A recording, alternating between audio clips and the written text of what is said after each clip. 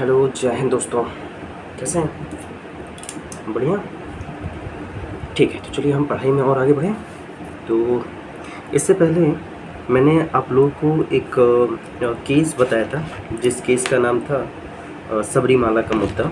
And Sabarimala के मुद्दा में मैंने आप लोगों को बताया था कि सबरीमाला के मुद्दे का निस्तारण करते हुए सुप्रीम कोर्ट ने एक धार्मिक आचरण के लिए दो सिद्धांत प्रतिपादित किए थे। एक था अनिवार्य धार्मिक आचरण और दूसरा था गैर अनिवार्य धार्मिक आचरण। ठीक है, तो ये दो टॉपिक हमने इससे पहले वाली वीडियो में पढ़ लिया था। और अब आज अपना अगला टॉपिक जिसमें आज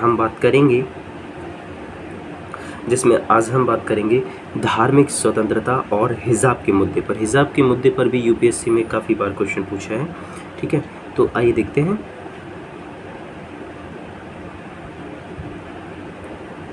धार्मिक स्वतंत्रता और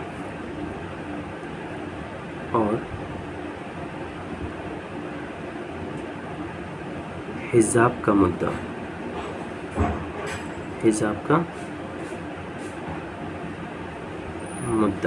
ठीक है, तो ये रहा आज का हमारा अपना अगला टॉपिक, जिस पर हम बात करेंगे, चर्चा करेंगे और आपका दिमाग खाएंगे। ठीक है, तो क्या आप सब तैयार हैं? Yes sir. चलो देखो भैया, तो धार्मिक स्वतंत्रता या हिजाब का मुद्दा अभी रिसेंटली पिछले साल ही ये बात है फरवरी की। ठीक है, ये फरवरी 2022 में कर्नाटक सरकार ने एक आदेश जारी किया। ठीक है, 2022 में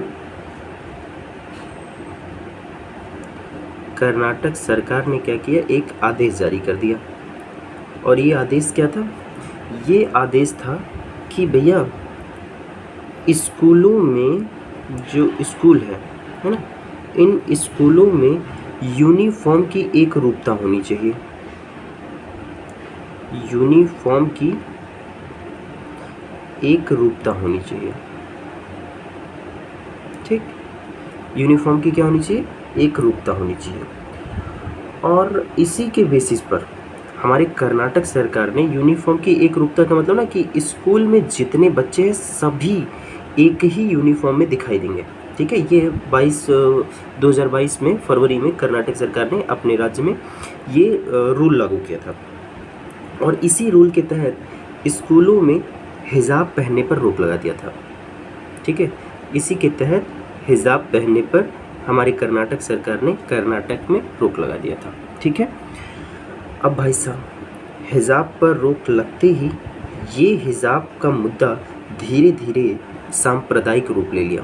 ठीक है, ये कैसा रूप ले लिया? सांप्रदायिक रूप ले लिया। सांप्रदायिक का मतलब समझ रहे हैं ना? हाँ ठीक है, सांप्रदायिक रूप ले लिया। सांप्रदायिक का मतलब कि इस धर्म के लोग, सभी लोग एकजुट होकर के इसके विरोध में आने लगे। ठीक है, सांप्रदायिक रूप ले लिया। और अब सांप्रदायिक रूप लेने के बाद इस समुदाय ने कर्नाटक हाईकोर्ट को चुनौती दी इस रूल के खिलाफ। ठीक है, क्या किया इन्होंने? कर्नाटक हाईकोर्ट में चुनौती दे डाली। ठीक है, कि भैया ये रूल सही नहीं है, ये गलत है। ठीक है, अब मामला गया कर्नाटक हाईकोर्ट में। अब आइए देखते हैं कि कर्नाटक हाईकोर्ट ने इस पर क्या निर्णय दिया और कैसे दिया। ठीक है, देखो, कर्नाटक हाईकोर्ट ने कहा साफ साफ। अब हम बात कर रहे हैं कर्नाटक हाईकोर्ट के निर्णय का। ठीक है, हाईकोर्ट का निर्णय। ठीक है, कर्नाटक हाईकोर्ट ने क्या निर्णय दिया, चलिए देखिए। कर्नाटक हाईकोर्ट ने सीधा सीधा कहा, देखिए कर्नाटक हाईकोर्ट ने ये जो शासन का आदेश था, यानी ये जो सरकार का आदेश था, इस सरकार के आदेश को सही ठहरा दिया। ठीक है, कर्नाटक हाईकोर्ट ने कहा देखिए कि ये जो सरकार ने ये रूल लगाया है, ये रूल सही है, गलत नहीं है। ठीक है, और इसी के साथ यह भी निर्धारित किया कि हिजाब ना तो अनिवार्य है ना तो अधिकार। ठीक है, हमारे कर्नाटक ने ये दो स्टेटमेंट दिया। पहला कहा कि भैया ये जो सरकार ने आदेश दिया ये सही है, और दूसरी चीज़ हिजाब जो होता है ये अनिवार्य एलिमेंट नहीं है। ठीक है, हिजाब जो है ये अनिवार्य एलिमेंट नहीं है और ना ही अधिकार है। तो इस वजह से ना तो ये अधिकार है और ना ही धर्म का अनिवार्य धार्मिक आचरण है। तो इस वजह से इसे बैन करना उचित है, कोई गलत काम नहीं है इसमें। ये हमारी कर्नाटक सरकार ने निर्णय दिया, ठीक है। अब ये जो निर्णय दिया है, इस निर्णय के पीछे हमारे सरकार का हाई कोर्ट का क्या लॉजिक था, क्या तर्क था, अब हम ज़रा देखते हैं। न्यायालय ने इस निर्णय को देते समय कुछ तर्क प्रस्तुत किए और उसमें एक तर्क था, जो पहला तर्क था वो ये था कि किस बेसिस पर कर्नाटक हाई कोर्ट ने इस आदेश को सही ठहराया और अनिवार्य और अधिकार न बताते हुए हिजाब को बैन किया, ठीक है। तो उसके पीछे पहला तर्क यही था कि न्यायालय ने अनिवार्यता परीक्षण लागू किया था। और अनिवार्यता परीक्षण इससे पहले वाली वीडियो में मैंने आपको बता रखा था, ठीक है। अनिवार्यता परीक्षण लागू किया, ठीक है। अनिवार्यता परीक्षण के नियम के हिसाब से हिजाब जो है, ठीक है, इस नियम के हिसाब से हिजाब जो है ये इस्लाम में धार्मिक आचरण में शामिल नहीं है, ठीक है। इस्लाम में कहीं भी धार्मिक आचरण में हिजाब शामिल नहीं है, ठीक है। और अनिवार्यता परीक्षण में यही चीज़ बताया गया है कि भैया अनिवार्यता परीक्षण के तहत दो प्रकार के धार्मिक आचरण होंगे। एक होगा अनिवार्य धार्मिक आचरण, जिसके बिना पूजा पाठ या फिर जो भी कुछ है वो संपन्न नहीं हो सकता, और दूसरा है गैर अनिवार्य धार्मिक आचरण। गैर अनिवार्य धार्मिक आचरण का मतलब है कि ये तो हमारे धर्म ग्रंथों में देखने को मिलेगा, लेकिन ये धर्म का अनिवार्य हिस्सा नहीं होगा। अगर इसका पालन नहीं करें तब भी हमारा धर्म से रिलेटेड मामला चल जाएगा, कोई दिक्कत नहीं होगी, ठीक है। तो अनिवार्यता परीक्षण लागू करते हुए न्यायालय ने कहा कि हिजाब इस्लाम में अनिवार्य और धार्मिक आचरण में शामिल नहीं है, ठीक है। तो इसलिए ये आदेश सही है, ठीक। दूसरी चीज़, जो दूसरा तर्क हमारे न्यायालय ने दिया वो ये दिया कि देखिए, जो धार्मिक स्वतंत्रता है, ठीक है, धार्मिक स्वतंत्रता, ये धार्मिक स्वतंत्रता मौलिक अधिकार तो है, उसमें कोई दो राय नहीं है, लेकिन ये सीमित है, असीमित नहीं है। हम अच्छे से जानते हैं कि जो धार्मिक स्वतंत्रता का कॉन्सेप्ट है, इन पर सीमाएं लगती हैं, अर्थात ये सीमित है, ऐसा नहीं है कि ये पूरी तरीके से असीमित है, ठीक है।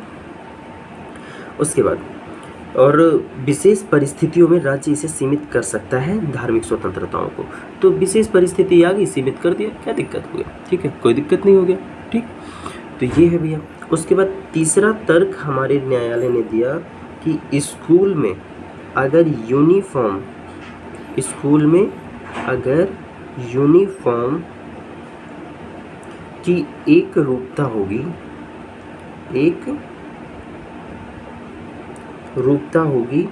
तो भैया देखिए, यूनिफॉर्म की एक रूपता धार्मिक स्वतंत्रता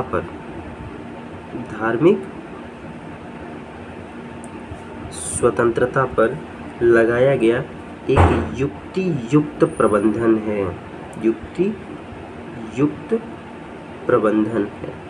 ठीक है। अब जरा देखिए, ये युक्ति युक्त प्रबंधन होने का मतलब क्या है। अगर आपको ध्यान होगा तो मैंने जब मौलिक अधिकार के स्टार्टिंग में पढ़ाया था तो मैंने वहीं बताया था कि राज्य जब भी किसी विशेष परिस्थिति का निर्धारण करेगा तो ऐसी स्थितियां मनमानी नहीं होंगी, युक्ति युक्त निर्बंधन के तहत होंगी। इसका मतलब ये है कि हमारे न्यायालय ने कहा कि भैया देखिए, अगर यूनिफॉर्म की एक रूपता का कानून लगाया जा रहा है तो ऐसा नहीं है कि वो धार्मिक स्वतंत्रता पर मनमाना सीमा लगा रहे हैं। ये एक सोची समझी गई रणनीति के तहत धार्मिक स्वतंत्रता पर सीमाओं को लगाया जा रहा है, ठीक है। तो ये इतने तर्कों के साथ हमारे कर्नाटक हाई कोर्ट ने कहा कि ये जो सरकार का आदेश सही है और हिजाब इस्लाम में अनिवार्य अधिकार नहीं है, ठीक है। अब ये मामला गया सुप्रीम कोर्ट में, इसके बाद ये मामला कहाँ गया, सुप्रीम कोर्ट में गया। तो ये मामला जब सुप्रीम कोर्ट में पहुंचा तब आइए देखते हैं क्या होता है। अब देखिए मामला कहाँ गया, सुप्रीम, स्पेलिंग गलत होगा तो यार मैनेज कर लेना, मेरे हिसाब से तो सुप्रीम सही है। मामला चला गया जी सुप्रीम कोर्ट में। कहाँ चला गया, सुप्रीम कोर्ट में। अब सुप्रीम कोर्ट में क्या और कैसे हुआ, आइए बात करते हैं। सुप्रीम कोर्ट में ये निर्णय 2 सदस्यीय पीठ के द्वारा किया गया। ठीक है, ये निर्णय किसके द्वारा किया गया? 2 सदस्यीय पीठ के द्वारा। तो ये बहुत इंपॉर्टेंट एलिमेंट है कि सुप्रीम कोर्ट में इस निर्णय को 2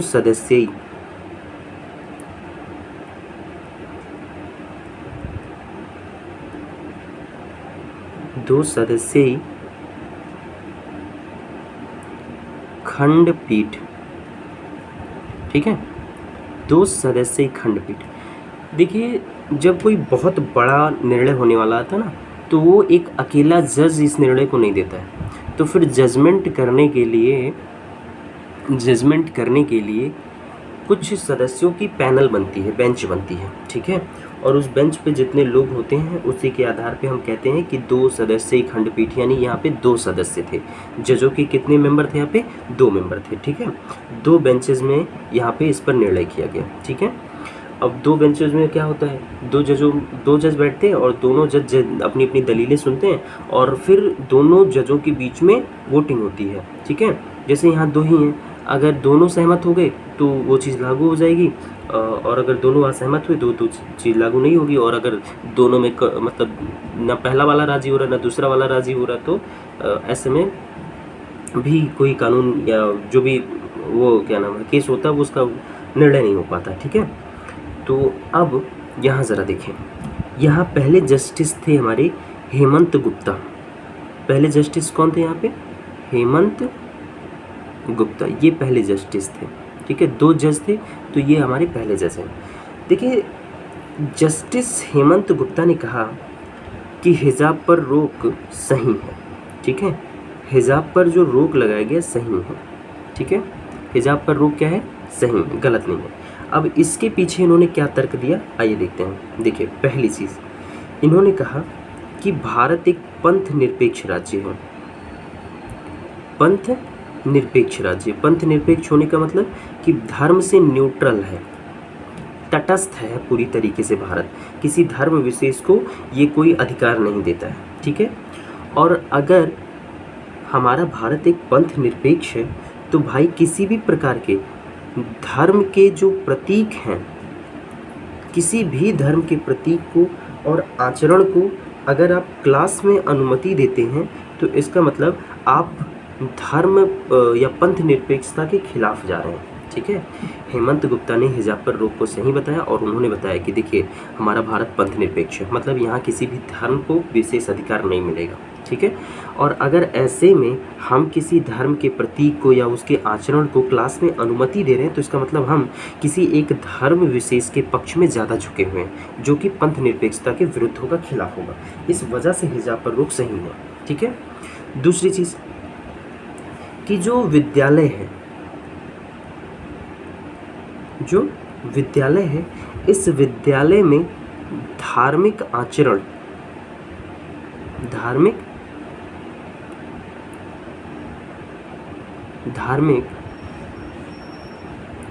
आचरण, ठीक है, या फिर इसके साथ अगर कोई प्रतीक, धार्मिक आचरण या कोई प्रतीक अगर विद्यालय में रोका जा रहा है तो ऐसा किया जा सकता है, क्योंकि ऐसा ना करने से यहाँ शिक्षण का माहौल जो है ये प्रभावित हो जाएगा। कैसे प्रभावित हो जाएगा? चलिए, बाय द वे, किसी विद्यालय में हिजाब को सही माना गया हो, किसी विद्यालय में क्या किया गया हो? हिजाब को सही माना गया हो, हिजाब की पूरी तरीके से अनुमति हो। तो अब अगर इस्लाम धर्म में हिजाब पहनना सही है तो भाई अब इसके विरोध में आकर के कोई हिंदू भभूत वभूत लगा करके, कंठी वंठी पहन करके, धोती कुर्ता में, है ना, वो भी कहेगा कि भाई अगर आप हिजाब को आप अनुमति दे रहे हैं तो मेरा ये वेशभूषा भी तो अनुमति के लायक है। तो इस वजह से शिक्षण का माहौल वहाँ प्रभावित देखने को मिल सकता है। इसी वजह से विद्यालय में या फिर स्कूलों में, क्लास में हम धार्मिक आचरण या प्रतीक को वैध नहीं कर सकते हैं। ठीक है, तो इस वजह से जस्टिस हेमंत गुप्ता ने हिजाब पर रोक को सही ठहराया। ठीक है, और तीसरी चीज़, जस्टिस हेमंत गुप्ता ने कहा कि देखिए, विद्यालय हुआ या फिर कक्षाएं हुई, विद्यालय या कक्षाओं में एकता का भाव जगाने के लिए, ठीक है, एकता का भाव जगाने के लिए यूनिफॉर्म एकरूपता जरूरी है।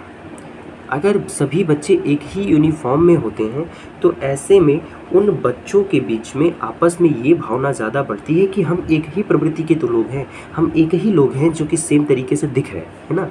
तो जस्टिस हेमंत गुप्ता ने ये तीसरा तर्क दिया। चौथा तर्क दिया कि देखिए हिजाब पर जो रोक है, हिजाब पर जो रोक है ये यूनिफॉर्म एक रूपता लाने के लिए, अनुशासन लाने के लिए ज़रूरी है। ठीक है, मतलब ये कि देखिए यूनिफॉर्म एक रूपता अगर लाना है तो उसके लिए हिजाब पर रोक हमें बहुत अनुशासित रूप में लगाना होगा। अगर हम हिजाब पर रोक अनुशासन लाने के लिए लगाएंगे तो इससे यूनिफॉर्म एक रूपता बनेगी, जिससे बच्चों के बीच में एकता का भावना विकसित होगा और इस तरीके से भारत के पंथ निरपेक्ष के विरुद्ध भी नहीं होगा। ठीक है, ये हमारे पहले जस्टिस ने तर्कों के साथ हिजाब को सही ठहराया। इसके बाद देखते हैं हमारे दूसरे जज, जिनका नाम है जस्टिस सुधांशु धूलिया। ठीक है, दूसरे जज सुधांशु धूलिया साहब, सुधांशु धूलिया। देखिए ये हमारे दूसरे जज हैं। ठीक है, ये जो 2 सदस्यीय खंडपीठ ने विखंडित निर्णय दिया था उसके पहले जज वो थे, दूसरे जज ये थे। अगर दोनों जज एक ही पक्ष में निर्णय देते तो वही निर्णय हमारे कर्नाटक सरकार के आदेश पर लागू हो जाता। ठीक है, लेकिन हेमंत गुप्ता और सुधांशु धूलिया ने 2 अलग अलग प्रकार के निर्णय दिए। अब सुधांशु धूलिया ने कहा कि देखिए हिजाब पर रोक गलत है। सुधांशु धूलिया ने क्या कहा भैया, हिजाब पर रोक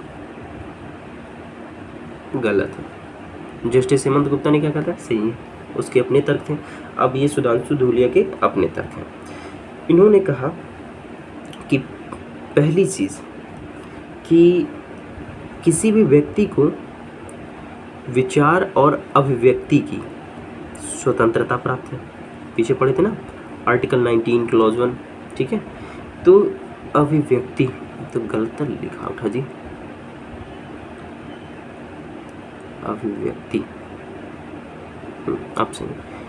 हमने आर्टिकल 19 क्लॉज 1 में पढ़ा था कि विचार और अभिव्यक्ति की हमको मौलिक अधिकार के तहत स्वतंत्रता प्राप्त है और अपने रुचि को, ये विचार और अभिव्यक्ति की स्वतंत्रता हमको मौलिक अधिकार के तहत प्राप्त है और अपने रुचि को, ठीक है, अपनी रुचि को व्यक्त करने का एक साधन है अभिव्यक्ति। ठीक है, और अगर अपनी रुचि के हिसाब से कोई हिजाब पहन रहा है तो इसका मतलब ये हुआ, ये मैं नहीं कह रहा हूँ, ये सुधांशु धूलिया का स्टेटमेंट है। उन्होंने कहा था ना कि हिजाब पर रोक गलत है। अब उसके पीछे सुधांशु धूलिया अपने तर्कों को प्रस्तुत कर रहे हैं कि क्यों हिजाब पर रोक गलत है। उन्होंने कहा कि देखिए हिजाब जो होता है ये किसी व्यक्ति के द्वारा अपनी रुचि और अपने व्यक्तित्व को अभिव्यक्ति की स्वतंत्रता, मौलिक अधिकार में हिजाब भी शामिल है। ठीक है, इसका मतलब ये है कि जिस तरीके से हम जानते हैं कि अभिव्यक्ति जो होती है ये हमको मौलिक अधिकार के तहत प्राप्त है, जो अभिव्यक्ति की स्वतंत्रता है ये मौलिक अधिकार के तहत प्राप्त है, और अपनी रुचि के हिसाब से अपने व्यक्तित्व को दिखाने के लिए अगर कोई हिजाब पहन रहा है तो ये अभिव्यक्ति की स्वतंत्रता के अंतर्गत शामिल है। ठीक है, इस वजह से इस मौलिक अधिकार पर हम रोक नहीं लगा सकते। ठीक है, तो इस तरीके से सुधांशु धूलिया ने कहा हिजाब पर रोक सही है, कोई गलत बात नहीं है। ठीक है, दूसरी चीज़ सुधांशु ने कहा, जस्टिस सुधांशु ने कहा कि स्कूलों में अनुशासन तो ज़रूरी है, ठीक है, लेकिन ये अनुशासन किसी मिलिट्री कैंप की तरह नहीं होना चाहिए। ठीक है, ये जो अनुशासन है ये अनुशासन सैनिक छावनी या जेल की तरह नहीं होनी चाहिए। ठीक है, जिस तरीके से सैनिकों में इतना कड़ा अनुशासन होता है ऐसा अनुशासन आप मत रखिए कि यूनिफॉर्म में एक रूपता लाने के लिए बिल्कुल किसी भी परिस्थिति में आप हिजाब को पहनने ही मत दीजिए। इतना कड़ा अनुशासन केवल और केवल जेल में या फिर सैनिकों के लिए सही है। ठीक है, ये सुधांशु धूलिया साहब ने अपने तर्कों में कहा। तीसरा तर्क में कहा कि देखिए बहुत से मुस्लिम जो बच्चियाँ होती हैं, ठीक है, मुस्लिम बच्चियों के परिवार उनको स्कूल इसी वजह से भेजते हैं क्योंकि उनके पास हिजाब है। ठीक है, हिजाब होने से कुछ परिवारों को ऐसा लगता है कि हमारी बच्चियां काफ़ी सुरक्षित हैं। ठीक है, तो इस वजह से अगर हिजाब पर रोक लगा दिया जाएगा तो कई परिवार अपनी बच्चियों को स्कूल भेजना बंद कर देंगे। और अगर कई परिवार अपने बच्चियों को स्कूल भेजना बंद कर देंगे तो ऐसे में इन बच्चियों का शिक्षा का अधिकार छिन जाएगा, केवल और केवल हिजाब पर रोक लगाने से। ठीक है, तो इस हिसाब से जो हिजाब है, ये हिजाब पूरी तरीके से हिजाब पर रोक लगाना गलत है। ठीक है, और न्यायालय के अनुसार ये जो हिजाब है ये मुस्लिम बच्चियों के लिए टिकट टू एजुकेशन है, मतलब शिक्षा प्राप्ति का एक टिकट है। तो ये जस्टिस धूलिया ने अलग अलग निर्णय दिया। ठीक है, तो इस तरीके से हिजाब के पर रोक पर ये दो अलग अलग निर्णय हमारे ये इसने क्या नाम है दो सदस्यीय खंडपीठ ने निर्णय सुना। अभी भी निर्णय ये अभी पूरी तरीके से क्लियर नहीं हुआ है और अभी भी इस पर बहस चल रही है। ठीक है, अब इसके बाद अगला टॉपिक। ठीक है, अगला टॉपिक, अगले टॉपिक में हम बात करेंगे अनुच्छेद 27 यानी आर्टिकल 27। ठीक है, अब हम बात करने जा रहे हैं आर्टिकल 27। देखो आर्टिकल 27 में क्या कहा गया है, पहले इसका स्टेटमेंट देखो। आर्टिकल 27 में कहा गया है कि राज्य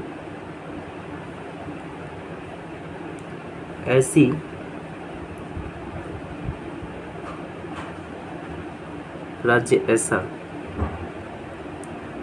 कोई कर नहीं लगाएगा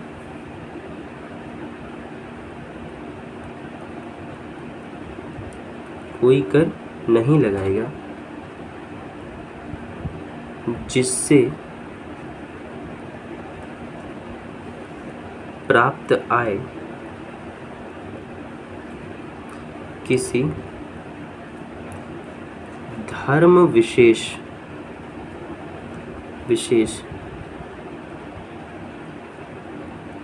की उन्नति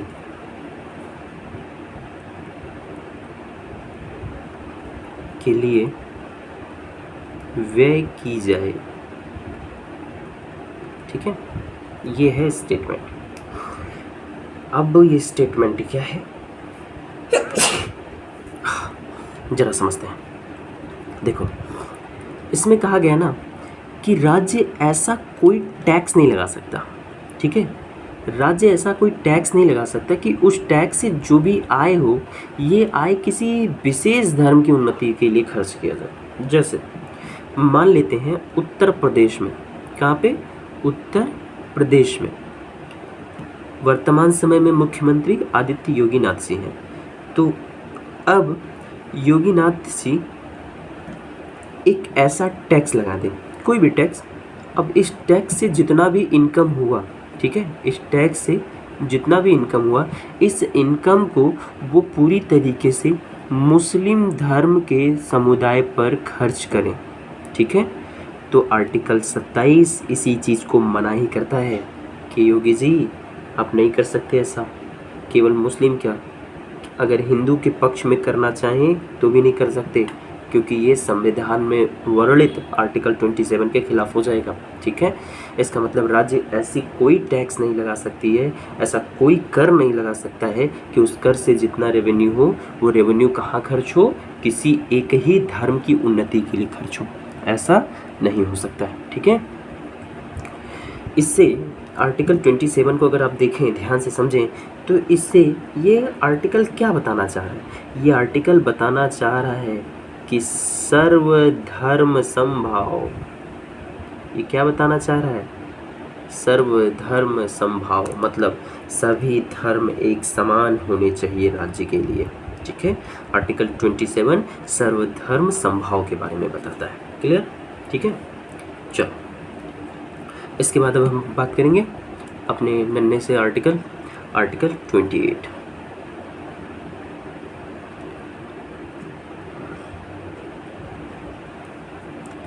आर्टिकल दिख रहा है जी 28। देखो आर्टिकल 28 क्या कहता है हमसे, तो बहुत प्यारी प्यारी बातें करता है हमसे आर्टिकल 28। देखिए आर्टिकल 28 हमसे कह रहा है ना कि राज्य शिक्षा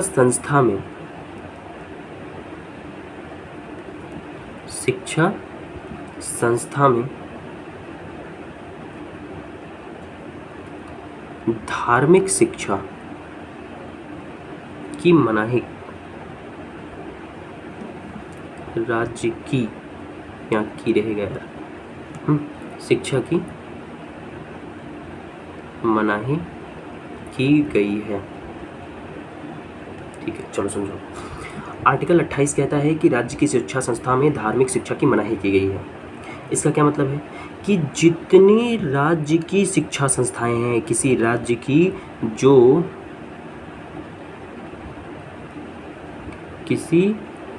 की जो शिक्षा संस्थाएं हैं, इन शिक्षा संस्थाओं में किसी धर्म विशेष की शिक्षा नहीं दी जाएगी।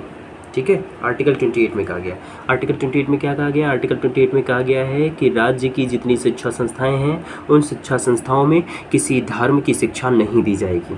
ठीक है, मतलब कहीं कुरान नहीं पढ़ाया जाएगा, कहीं भागवत गीता नहीं पढ़ाया जाएगा, राज्य की जो शिक्षा संस्थाएं हैं उसमें नहीं पढ़ाया जाएगा। ठीक है, ये पूरी तरीके से। अब ज़रा देखिए कि अब आपके दिमाग में एक चीज़ आएगा कि सर अगर यहाँ पे धार्मिक शिक्षा अलाउड नहीं है इस आर्टिकल 27 के हिसाब से, तो हमारे स्कूलों में तो सर सरस्वती पूजा कराया जाता है, प्रेयर जो कराया जाता है वो किसी भगवान का ही कराया जाता है, और ये जो प्रेयर होता है या फिर जो सरस्वती पूजा की जाती है, ठीक है, या फिर जो सूर्य नमस्कार किया जाता है, ये तो सर किसी विशेष धर्म की ही है, तो ये सब अलाउड क्यों है?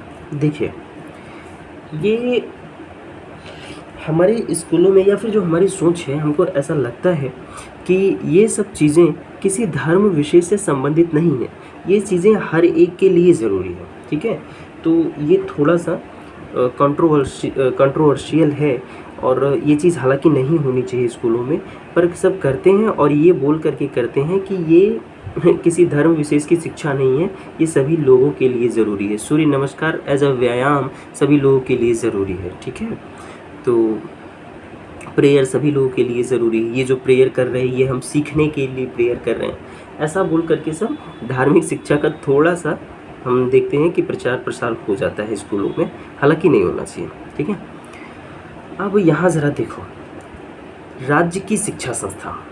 अब हम ज़रा समझें कि राज्य की कौन कौन सी शिक्षा संस्थाएं हैं जिनमें धार्मिक शिक्षा दी जा सकती है या नहीं दी जा सकती। बहुत सारे ऐसे शिक्षा संस्थाएं हैं जहाँ धार्मिक शिक्षा दी जा सकती है और कई सारी ऐसी शिक्षा संस्थाएं जहाँ धार्मिक शिक्षा नहीं दी जा सकती। तो अब हम ज़रा देखते हैं कि कहाँ कहाँ पे धार्मिक शिक्षा अलाउड है और कहाँ कहाँ पे नहीं है।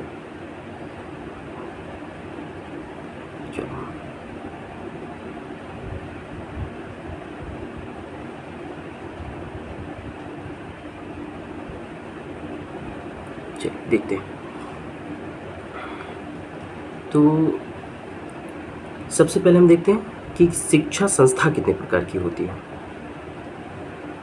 तो इधर हम बनाएंगे कॉलम शिक्षा संस्था की, और इधर कॉलम बनाएंगे कि धार्मिक शिक्षा कहाँ दी जाएगी कहाँ नहीं दी जाएगी।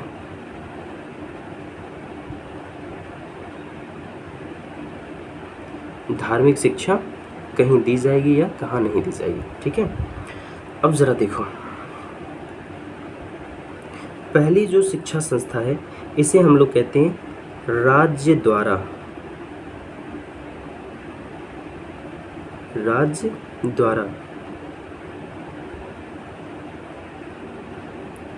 वित्त पोषित शिक्षा संस्था। ठीक है, पहली कौन सी शिक्षा संस्था होती है? पहले प्रकार की शिक्षा संस्था राज्य द्वारा वित्त पोषित शिक्षा संस्था, मतलब एक ऐसी शिक्षा संस्था जो पूरी तरीके से उसका देखभाल, उसमें जितने पैसे लग रहे हैं वो सारा का सारा खर्चा राज्य उठा रहा है। तो भैया अगर किसी स्कूल में पूरी तरीके से खर्चा राज्य उठा रहा है ना, तो ऐसे स्कूलों में धार्मिक शिक्षा नहीं दी जा सकती, बिल्कुल नहीं दी जा सकती। ठीक है, तो जो स्कूल राज्य द्वारा वित्त पोषित होता है, जो शिक्षा संस्था राज्य द्वारा वित्त पोषित होता है, वहाँ धार्मिक शिक्षा नहीं दी जा सकती, कंपलसरी है। ठीक है, दूसरा जो स्कूल होता है इसे हम लोग कहते हैं राज्य द्वारा आर्थिक सहायता प्राप्त, आर्थिक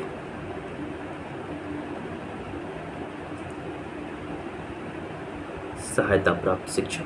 ठीक है, तो जो राज्य के द्वारा आर्थिक सहायता प्राप्त है, यहाँ देखो राज्य के द्वारा आर्थिक सहायता प्राप्त का मतलब कि वो स्कूल पूरी तरीके से राज्य के अंडर नहीं है, लेकिन राज्य वहाँ कुछ ना कुछ अपने मतलब धन को, मतलब पैसे को वहाँ पे कुछ ना कुछ इन्वेस्ट करता है। ठीक है, तो जिसे हम लोग एडेड विद्यालय कहते हैं, स्टेट एडेड बोलते हैं। ठीक है, तो देखिए स्टेट एडेड में धार्मिक शिक्षा दी जा सकती है। ठीक है, एडेड विद्यालय में धार्मिक शिक्षा दी जा सकती है, लेकिन ठीक है यहाँ ध्यान देना, लेकिन उसे ग्रहण करने के लिए, इसे ग्रहण करने के लिए किसी भी व्यक्ति को बाध्य नहीं कर सकते हैं आप। ठीक है, बाध्य नहीं कर सकते हैं। तो जो राज्य के द्वारा आर्थिक सहायता प्राप्त स्कूलें हैं, वहाँ पे हम धार्मिक शिक्षा दे सकते हैं, लेकिन उसे ग्रहण करने के लिए किसी भी व्यक्ति को बाध्य नहीं कर सकते हैं। ठीक है, और तीसरा जो विद्यालय है, यह शिक्षा संस्था है जिसे हम लोग कहते हैं राज्य द्वारा मान्यता प्राप्त, केवल उसे राज्य की मान्यता मिल गई है, लेकिन वो राज्य का नहीं है। ठीक है, राज्य द्वारा मान्यता प्राप्त। देखिए राज्य के द्वारा मान्यता प्राप्त विद्यालयों में भी शिक्षा दी तो जा सकती है, लेकिन उसे ग्रहण करने के लिए किसी व्यक्ति को बाध्य नहीं कर सकते हैं। ठीक है, और चौथा है कि अन्य प्रकार की, जैसे कोचिंग इंस्टीट्यूशन हो गया, ये सब चीज़ें हो गई, तो ये अन्य में आती हैं। तो यहाँ धार्मिक शिक्षा दी भी जा सकती है। ठीक है, और उसके साथ ग्रहण करने के लिए बाध्य भी किया जा सकता है। ठीक है, यानी कहा जा सकता है कि कोचिंग इंस्टीट्यूशन में बिना प्रेयर के पढ़ाया नहीं जाएगा, तो सभी को प्रेयर करना ही पड़ेगा। ठीक है, तो जो अन्य प्रकार की शिक्षा संस्थाएं, इन तीनों के अलावा की जो शिक्षा संस्थाएं हैं, उन शिक्षा संस्थाओं में धार्मिक शिक्षा दी भी जा सकती है और किसी को ग्रहण करने के लिए बाध्य भी किया जा सकता है। ठीक है, लेकिन राज्य के द्वारा आर्थिक सहायता प्राप्त, या राज्य के द्वारा वित्त पोषित, या राज्य द्वारा मान्यता प्राप्त, देखिए वित्त पोषित में सीधा सीधा साफ साफ नहीं दी भी नहीं जा सकती है, और जब दिया ही नहीं जाएगा तो बाध्य क्या किया जाएगा। ठीक है, और राज्य के द्वारा दी तो जा सकती है, लेकिन ग्रहण करने के लिए बाध्य नहीं कर सकते। राज्य द्वारा मान्यता प्राप्त, दी तो जा सकती है, लेकिन बाध्य नहीं कर सकते। ठीक है मेरे बच्चों, तो ये है आर्टिकल 28। ठीक है, तो इस तरीके से धार्मिक स्वतंत्रता का भी मौलिक अधिकार खत्म हो गया। अब हम बात करते हैं आज अपने अगले आर्टिकल पर, जिसको हम बोलते हैं सांस्कृतिक और शैक्षिक अधिकार। ठीक है, तो आइए देखते हैं क्या है ये अधिकार।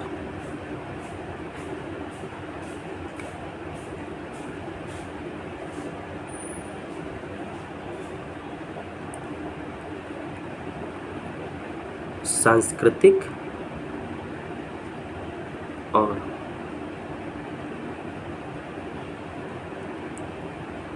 शैक्षिक अधिकार।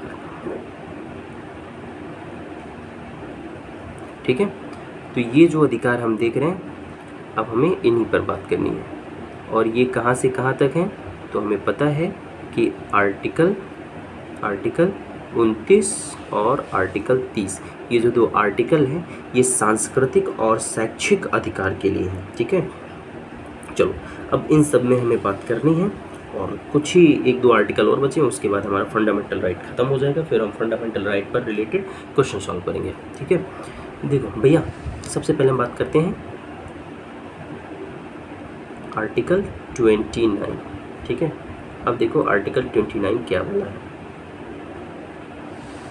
तो देखिए आर्टिकल 29 में कहा गया है कि नागरिकों का प्रत्येक वर्ग, नागरिकों का प्रत्येक वर्ग जिसकी भूल गया, अपनी भाषा, लिपि,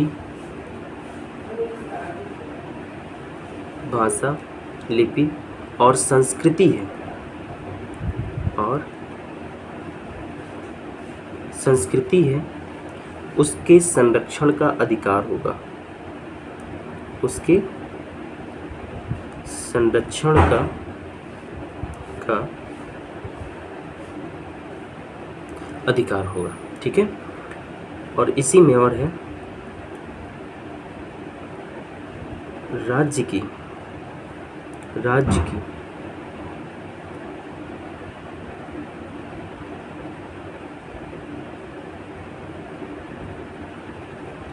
की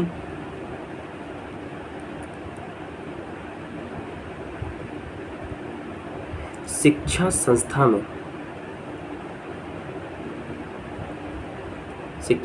में किसी नागरिक के साथ नामांकन में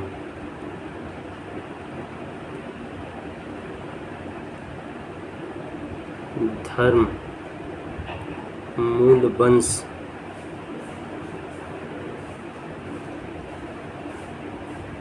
जाति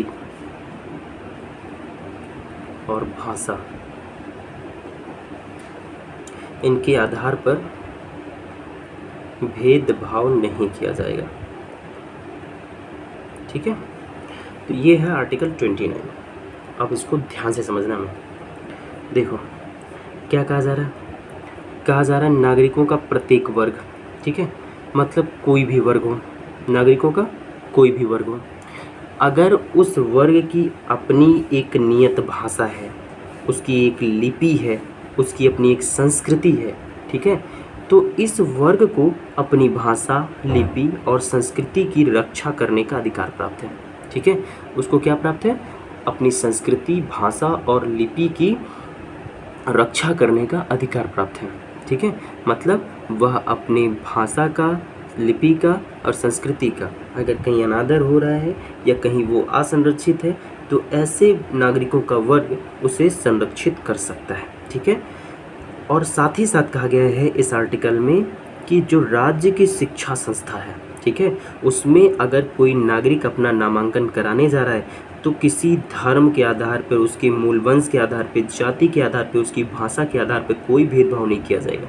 ऐसा नहीं किया जाएगा कि अगर कोई ट्राइबल हो या कोई शेड्यूल कास्ट का हो, है ना, तो उसके आधार पर आप उसके नामांकन में कोई भेदभाव कर दें, या बाय द वे एक शेड्यूल कास्ट का कोई व्यक्ति है और एक अपर कास्ट का कोई व्यक्ति है तो आप अपर कास्ट का एडमिशन कर लेंगे, शेड्यूल कास्ट का नहीं कर लेंगे। आप ऐसा भेदभाव नहीं कर सकते हैं। हमारा आर्टिकल 29 इस चीज़ के लिए मना ही करता है। ठीक है, तो आर्टिकल 29 क्या कहता है कि नागरिकों का प्रत्येक वर्ग जिसकी अपनी भाषा है, लिपि है, संस्कृति है, को उसका उसके संरक्षण का अधिकार प्राप्त है। और राज्य की किसी भी संस्था में, है ना, शिक्षा संस्था में किसी नागरिक के साथ शिक्षा में नामांकन के लिए नागरिक के साथ धर्म, मूल वंश, जाति, भाषा के आधार पर भेदभाव नहीं किया जा सकता। ठीक है, ये आर्टिकल 29 है। अब देखें आर्टिकल 29 जो है ना,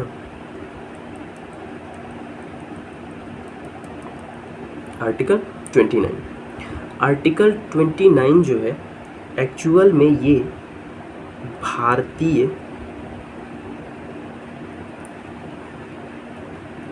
लोकतंत्र के स्वरूप को दिखाता है, ठीक है, इसका मतलब ये है कि भारत का लोकतंत्र का स्वरूप कैसा होना चाहिए अगर आर्टिकल 29 लागू कर दिया जाए तो एकदम स्पष्ट दिखाई दे जाएगा। ठीक है, अगर आर्टिकल 21 कहीं पूरी एकदम आदर्श तरीके से लागू हो जाएगा तो वहाँ देखने को मिल जाएगा कि भारत के लोकतंत्र का रूप कैसा है। ठीक है, जो कि कैसा है, विविधता में एकता का है, विविधता में एकता का है। ठीक है, एकदम क्लियर दिखाई दे जाएगा। तो ये है आर्टिकल 29। अब आर्टिकल 30 देखते हैं।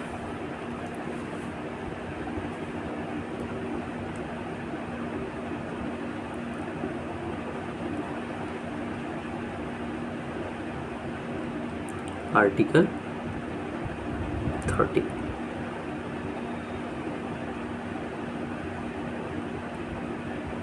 देखिए आर्टिकल 30 में क्या कहा गया है कि सभी अल्पसंख्यक, ठीक है, अल्पसंख्यक का मतलब जिनकी जनसंख्या भारत में कम है उन्हें हम अल्पसंख्यक कहते हैं, ठीक है। तो सभी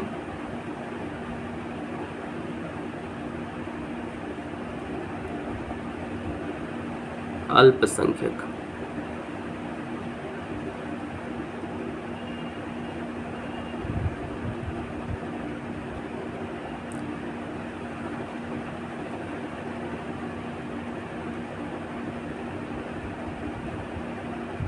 ठीक है, चाहे वे धार्मिक आधार पे अल्पसंख्यक हो, ठीक है, चाहे वे धार्मिक आधार पे अल्पसंख्यक हो या फिर भाषाई आधार पे अल्पसंख्यक हो, ठीक है। भाषाओं के आधार पे भी अल्पसंख्यक घोषित किया जाता है और धार्मिक आधार पे भी अल्पसंख्यक घोषित किया जाता है, ठीक है। तो कोई भी अल्पसंख्यक हो, चाहे वो धार्मिक आधार पे हो चाहे वो भाषाई अल्पसंख्यक हो, इन्हें अपने इच्छानुसार यानी मनोनुकूल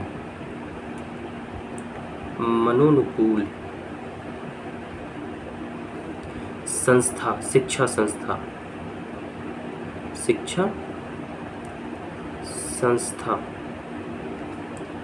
स्थापित करने का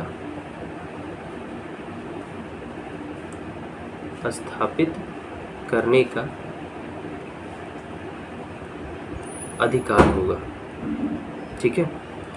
और अगर इसी में कहा गया अधिकार होगा, और अगर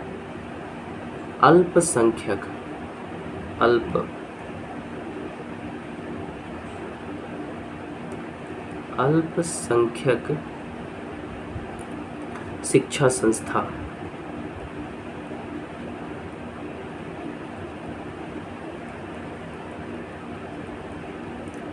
की भूमि या संपत्ति का अधिग्रहण किया जाता है,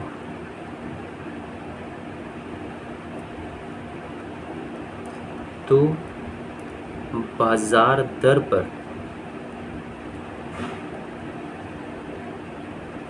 मुआवजा दिया जाएगा। अब इन चीज़ों को हमें समझना है, ठीक है। देखो एकदम सीधा सीधा साफ साफ कहा जा रहा है आर्टिकल में कि भैया अगर आपको चाहे कोई भी प्रकार का अल्पसंख्यक हो, चाहे हमारा अल्पसंख्यक धर्म के आधार पे हो या भाषा के आधार पे हो, कोई भी अल्पसंख्यक है तो उस अल्पसंख्यक को अपनी इच्छानुसार मनोनुकूल अगर कोई वो शिक्षा संस्था खोलना चाहता है, बनाना चाहता है, तो उसे आर्टिकल 30 ये अधिकार देता है, ठीक है।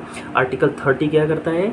आर्टिकल 30 कहता है कि सभी अल्पसंख्यक, किसी भी प्रकार के अल्पसंख्यक को, चाहे धर्म के आधार पे हो चाहे भाषा के आधार पे हो, उन्हें अपनी मन के अनुसार, अपनी इच्छा के अनुसार अगर कोई शिक्षा संस्था स्थापित करना चाहते हैं तो उन्हें इस चीज़ का अधिकार है, ठीक है। और अल्पसंख्यक शिक्षा संस्था का अगर कोई भूमि या उसकी कोई संपत्ति हमारी सरकार ग्रहण करती है तो ऐसे में उसकी संपत्ति या उसकी भूमि का बाज़ार के आधार पे, बाज़ार में उसका मार्केट में जो उसकी रेट चल रही है उस रेट के आधार पे उसको मुआवजा दिया जाएगा, ठीक है।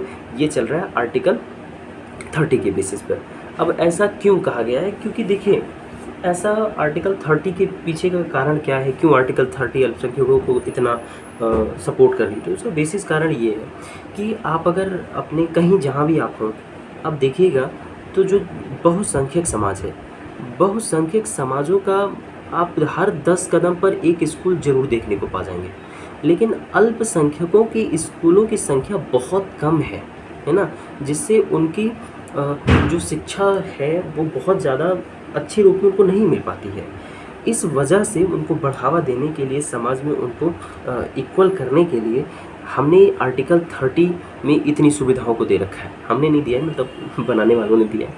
तो इसीलिए उनको कहा गया कि भैया देखिए, धर्म के आधार पे या भाषा के आधार पे कोई भी अल्पसंख्यक हो, उनको अपनी इच्छा अनुसार अगर वो शिक्षा संस्था स्थापित करना चाहते हैं कर सकते हैं, ठीक है, उनको इसका अधिकार है। लेकिन अगर बाई द वे भारत सरकार को या राज्य सरकार को किसी भी परिस्थिति में उनकी कोई भूमि या उनकी कोई संपत्ति लेनी पड़ रही है, तो उस भूमि या उस संपत्ति का मार्केट में जो रेट चल रहा है उसी रेट पर उनको मुआवजा देना होगा। ठीक है, ये आर्टिकल 30 कहता है। अब अगर हम देखें तो आर्टिकल 20, आर्टिकल 29 एंड आर्टिकल 30 ये किसके बारे में बात करते हैं?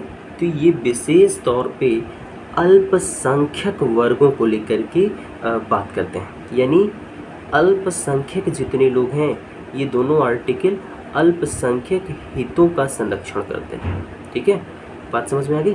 ठीक है, तो ये है आर्टिकल 30। अब हमें देखना है आर्टिकल 30 से रिलेट करते हुए कुछ फैक्ट। ठीक है, तो आइए अब हम बात करते हैं आर्टिकल 30 से रिलेटेड कुछ फैक्ट। देखिए, आर्टिकल 30 से रिलेटेड अगर हमें कुछ फैक्ट देखना है तो पहला फैक्ट देखना है, पहली चीज़ ये कि आर्टिकल 30 में अल्पसंख्यक शब्द का प्रयोग नहीं है।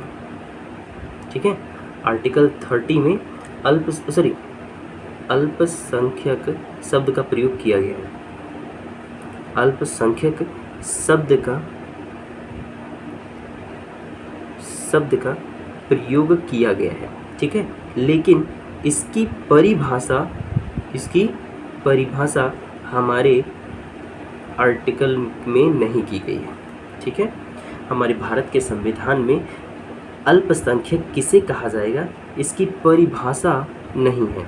ठीक है, हमारे संविधान में उसकी परिभाषा नहीं है, लेकिन ये अल्पसंख्यक शब्द का प्रयोग जरूर किया गया है।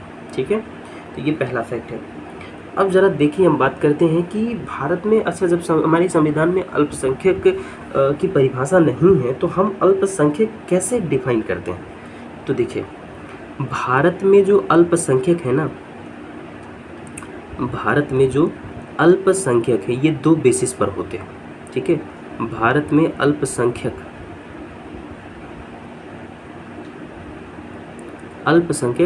दो बेसिस पर डिफाइन किए गए हैं।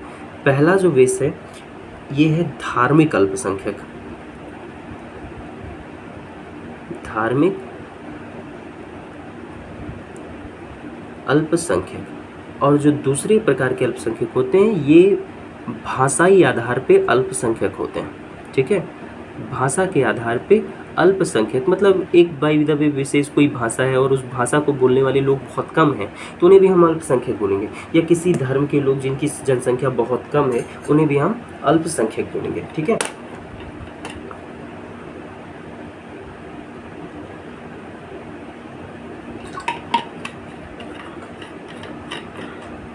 हाँ, तो अब जरा देखें, तो अब अल्पसंख्यकों का निर्धारण करने के लिए संसद ने, यानी हमारे पार्लियामेंट ने, ठीक है, पार्लियामेंट ने एक अधिनियम बनाया। ठीक है, और वो अधिनियम क्या है?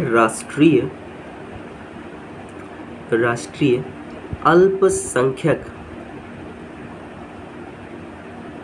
आयोग अधिनियम। ठीक है, तो संसद ने क्या किया, ये भारत में अल्पसंख्यकों के निर्धारण के लिए एक अधिनियम बनाया जिसे हम लोग कहते हैं राष्ट्रीय अल्पसंख्यक आयोग अधिनियम। और ये कब बनाया? 1992 में। ठीक है, 1992 में। और यही बताता है कि भारत में अल्पसंख्यकों का निर्धारण कैसे किया जाएगा। ठीक है, और ये कानून कहता है, ये कानून एकदम साफ साफ कहता है कि देखिए, सर्वाधिक जनसंख्या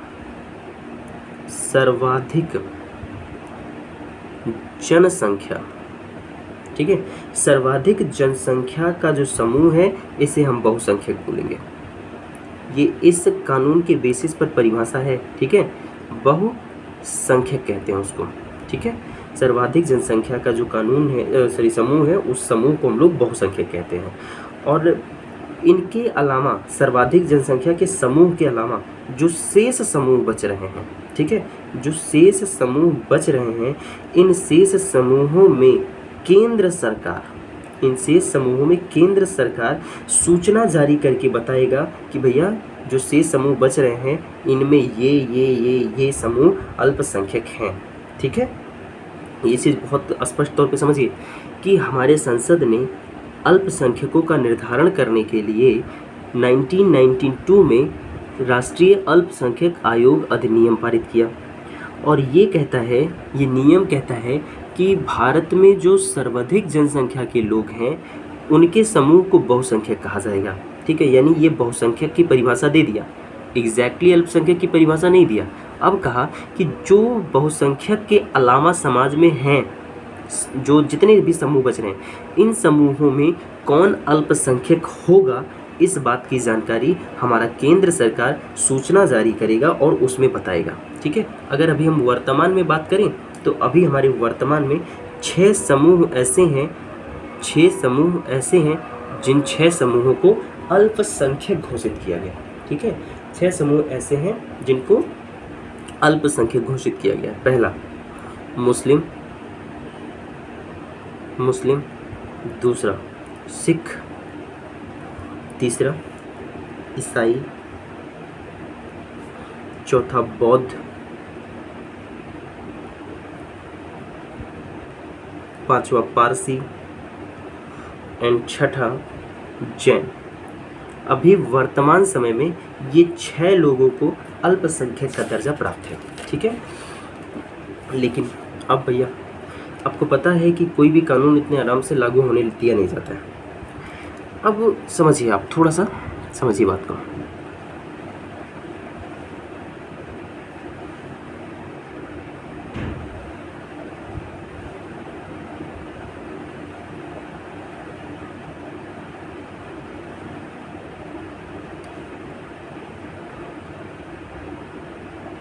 ये हमारा भारत है, लग रहा है ना देखने में? हाँ तो ठीक है, कोई दिक्कत नहीं है।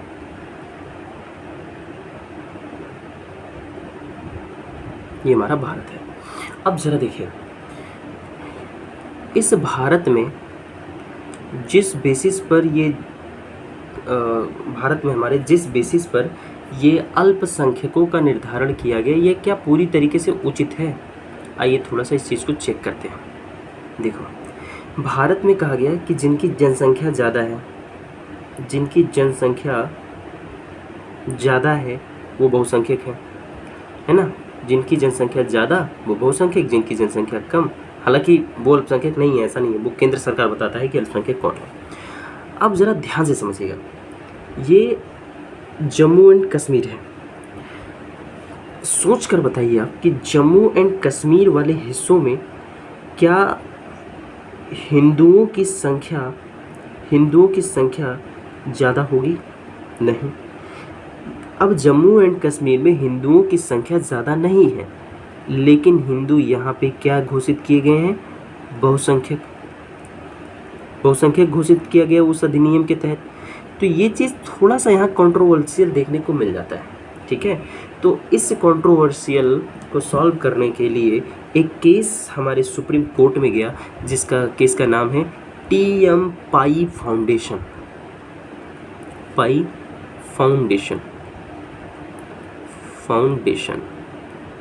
ठीक है, ये गया जी केस 2002 में हमारे सुप्रीम कोर्ट में। ठीक है, और वहाँ कहा गया कि देखिए, जो अल्पसंख्यकों का निर्धारण किया जा रहा है ना, जो अल्पसंख्यक का निर्धारण किया जा रहा है, ये निर्धारण किसी प्रांत की जनसंख्या के बेस पे करिए। ठीक है, TM फाउंडेशन केस में सुप्रीम कोर्ट ने कहा कि देखिए कि किसी भी अगर आप राज्य में, प्रांत में अगर अल्पसंख्या की अगर आप घोषणा कर रहे हैं तो प्रांत की जनसंख्या के आधार पे करिए। किसी प्रांत में चेक कर लीजिए कि कौन से, जैसे जम्मू एंड कश्मीर मुस्लिम की संख्या ज़्यादा है तो वहाँ हिंदुओं को अल्पसंख्यक घोषित करिए। ठीक है, और जैसे बाय द वे हम बात कर लेते हैं, उत्तर प्रदेश को ले लेते हैं, उत्तर प्रदेश में हिंदुओं की संख्या ज़्यादा है। ठीक है, तो यहाँ पे आप मुस्लिमों को अल्पसंख्यक घोषित कर दीजिए। जैसे पंजाब की अगर हम बात करें तो आप पंजाब में सिखों को बहुसंख्यक घोषित करिए। ठीक है, तो इस तरीके से हमारे ये क्या नाम है,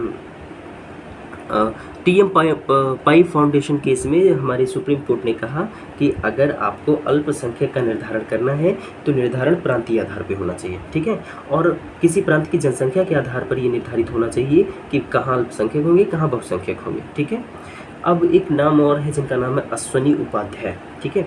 अश्वनी उपाध्याय ने सर्वोच्च न्यायालय में एक जनहित याचिका डाली। जनहित याचिका का मतलब जो सभी समाज के हित में होता है, एक ऐसी याचिका डाली, ठीक है।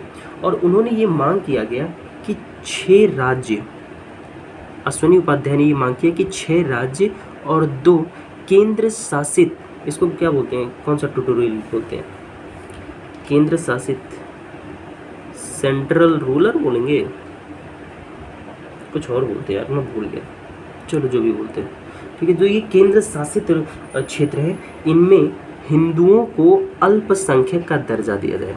हिंदुओं को क्या किया जाए, अल्पसंख्यक का दर्जा दिया जाए, संख्यक का दर्जा दिया जाए, ठीक है। तो अब वो 6 राज्य कौन कौन से दिखे, पहला पंजाब, ठीक है, दूसरा नागालैंड,